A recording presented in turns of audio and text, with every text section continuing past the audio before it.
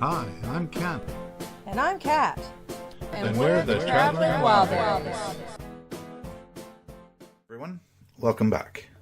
As you may remember from the last video, we decided on option C, which was to sell the house and find another house elsewhere so we could travel but also maintain a home base. The idea was that the new place would have to fall into a certain price range which would allow us to be debt-free and mortgage-free, with a bonus being that we would have a small amount of equity.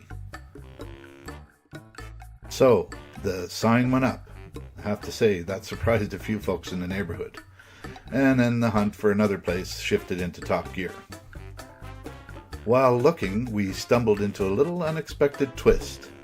We saw a listing for a really beautiful place in an area on White Lake. White Lake is a nice area that we've been frequenting for many years. This place was attractive because it was listed in an extremely reasonable price, and that factor had us possibly shifting our plans. Calm down, I said possibly. You see, this place came with a couple of major potential glitches as well. In the first place, there was already a bid on the place. Now, granted, it was a low bid and well within our range, but that would have meant we would have had to attempt to outbid that other bid. That was a challenging situation in and of itself, but even if we managed to come out on top with that part of things, there was another issue. See, the sale was a bank foreclosure type of sale with a twist. It appeared that the previous owner had stopped renovating in mid-stride. The outside of the house was fine and quite nice, and it had a good-sized piece of property as well, but the unfinished work inside left to be done was quite daunting. Unfinished electrical and plumbing work, as well as some major construction. Not to mention purchasing this place, if we even won the bid, would have changed all our plans from traveling to an investment of time and money in this place instead of traveling. In the end, there were just too many unknowns which made us really nervous. It was tempting because of the area and how amazing it is, but we just had to bite the bullet and forego that dream and stick with the original dream and plan. Suffice to say, we managed to confuse the heck out of Mel, the wonderful real estate agent who is helping us with the purchase side of things. From her perspective, not knowing our previous years-long desire to get a place on White Lake, we must have appeared to be quite confused. But she took it all in stride and was right there for us once we refocused. So, once again, as we said in the previous video, a buyer came forward with, to use that oh-so-familiar phrase, and as that other oh-so-familiar phrase goes, the rest is history.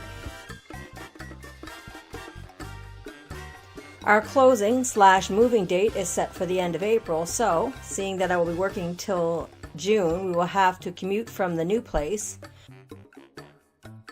as I continue working till the end of my term.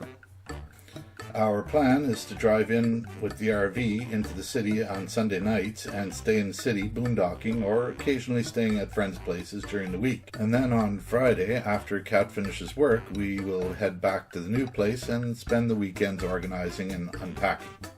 It will be a bit tedious for a while, but it's not for too long, so it should be alright. It works out just fine for me during the week as I endeavor to discover various places around the city where I can put my feet up and relax in the sun as I wait for Kat to finish work. Uh-huh.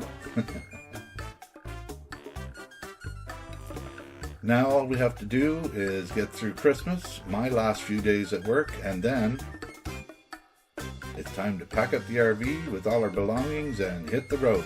So they loaded up the truck and they moved to Beverly. Well, not exactly all our belongings. We intend to purge some stuff as the idea is to minimize to some degree. Some stuff will go to charity, some to friends and neighbors, and the rest in the garbage heap. Christmas went well. We celebrated with friends and family, then before we knew it, Ken's last day at work was upon us. Yeah, it was kind of surreal. After almost 30 years working, I was now faced with the final day of driving into the city, parking the car, and making my way into the office for my last shift. It was nice to know that I wasn't going to have to devote my time and efforts to this particular endeavor anymore, and I was looking forward to touring around seeing Canada and hopefully other places, but I wouldn't be honest if I didn't admit there was a slight bit of trepidation involved.